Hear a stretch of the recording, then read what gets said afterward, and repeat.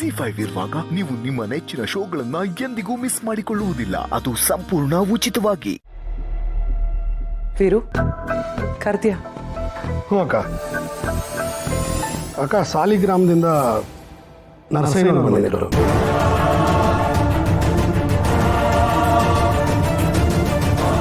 ಅವರು ಪುಷ್ಕರಣಿ ಉತ್ಸವ ಮಾಡ್ತಾ ಇದ್ದಾರಂತೆ. ನಮ್ಮೆಲ್ಲರನ್ನು ಕರೆಯಕ್ಕೆ ಬಂದಿದ್ರು. ಹಾಗಿದ್ರೆ ಸಾಲಿಗ್ರಾಮದ ವಿಷಯ ಶ್ರಾವಣಿಗೆ ಗೊತ್ತಾಗಿದ್ದು ನರಸಯ್ಯನಿಂದ. ತುಂಬ ವರ್ಷಗಳ ನಂತರ ಪುಷ್ಕರಣಿ ಉತ್ಸವ ಮಾಡ್ತಾ ಇದ್ದಾರೆ. ಅದಕ್ಕೆ ಖುದ್ದಾಗಿ ಅತ್ತೆಯವರೇ ಹೇಳಿ ಕಳಿಸಿದ್ದಾರೆ. ನಮ್ಮ ಜೊತೆಗೆ ಪದ್ದು ಫ್ಯಾಮಿಲಿನೂ ಕರ್ಕೊಂಡು ಹೋಗ್ಬೇಕು ಅಂತ ಹೇಳಿದ್ದಾರೆ. ಹಾಗಾಗಿ ನಾವು ಸಾಲಿಗ್ರಾಮಕ್ಕೆ ಹೋಗ್ತಾ ಇದ್ದೀವಿ.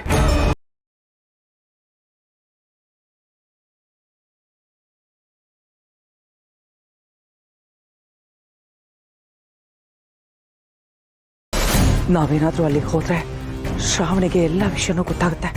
ಹಾಗೇನಾದ್ರೂ ಆದ್ರೆ ಏನ್ ಮಾಡೋದು? ಇಲ್ಲ, ಹೇಗಾದ್ರೂ ನಾವಲ್ಲಿಗೆ ಹೋಗೋದನ್ನ ತಡಿಬೇಕು. ಪುಷ್ಕರ್ಣಿ ಉತ್ಸವ ಚೆನ್ನಾಗೇ ಇರುತ್ತೆ, ಆದ್ರೆ ನೀನು ಈ ರಾಜ್ಯಕ್ಕೆ ಮಂತ್ರಿ, ನಿನಗೆ ತುಂಬಾ ಕೆಲ್ಸಗಳಿರುತ್ತೆ.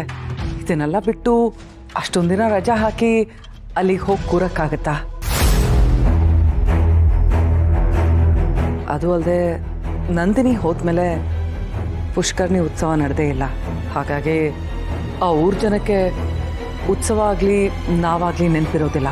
ಅಂಥದ್ರಲ್ಲಿ ನಾವಲ್ಲಿಗೆ ಹೋಗದೆ ಇರೋದು ಒಳ್ಳೇದಲ್ವ ವೀರು? ಅಕ್ಕ, ನಾನು ಈ ರಾಜ್ಯದ ಮಂತ್ರಿ ಅನ್ನೋದು ನಿಜ. ಆದರೆ ನಾನು ಈ ಸ್ಥಿತಿ ಬರೋದಕ್ಕೆ ಯಾರ ಕಾರಣ ಅಂತ ನಿನಗೂ ಚೆನ್ನಾಗಿ ಗೊತ್ತು.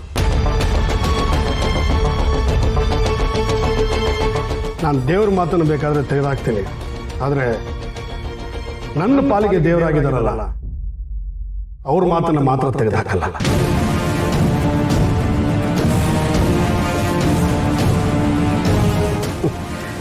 ನನಗೆ ಬದುಕು ಸಿಕ್ಕಿರೋದೇ ಅವರಿಂದ. ನನ್ನ ಕೆಲಸದ ಒತ್ತಡಗಳಿಂದ ಅವ್ರ ಮಾತನ್ನು ಮೀರೋ ಪರಿಸ್ಥಿತಿ ಬಂದರೆ ನಾನು ಮಂತ್ರಿ ಸ್ಥಾನಕ್ಕೆ ರಾಜೀನಾಮೆ ಕೊಡ್ತೀನಿ.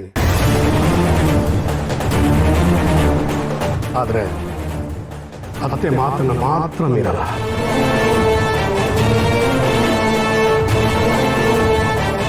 ನೀನು ಹೇಳಿ ಸರಿ. ಪುಷ್ಕರಣಿ ಉತ್ಸವ ಸುಮಾರು ವರ್ಷದ ಮೇಲೆ ನಡೀತಾ ಇದೆ. ಉತ್ಸವದಲ್ಲಿ ಕಳಸ ಹೊರೋ ಜವಾಬ್ದಾರಿ ಆ ಮನೆತನದ ಕುಡಿಗಳಿಗೆ ಮಾತ್ರ ಇರುತ್ತೆ.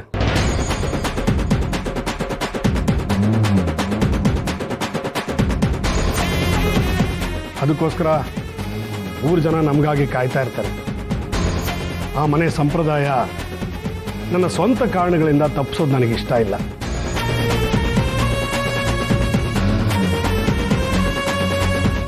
ಅದಕ್ಕೆ ನನಗೆ ಬೇಕೋ ಬೇಡವೋ ಮನಸ್ಸನ್ನು ಕಲ್ಲು ಮಾಡಿಕೊಂಡು ಸಾಲಿಗ್ರಾಮಕ್ಕೆ ಹೋಗಬೇಕು ಅಂತ ಡಿಸೈಡ್ ಮಾಡಿದ್ದೀನಿ.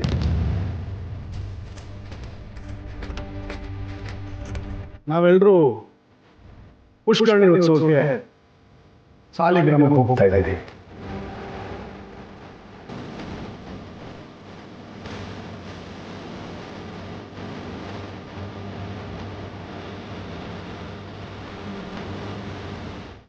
ಜಿ5 ಆಪ್ ಡೌನ್ಲೋಡ್ ಮಾಡಿ ಎಲ್ಲಾ ಸಂಚಿಕೆಗಳನ್ನು ಸಂಪೂರ್ಣ ಉಚಿತವಾಗಿ ನೋಡಿ.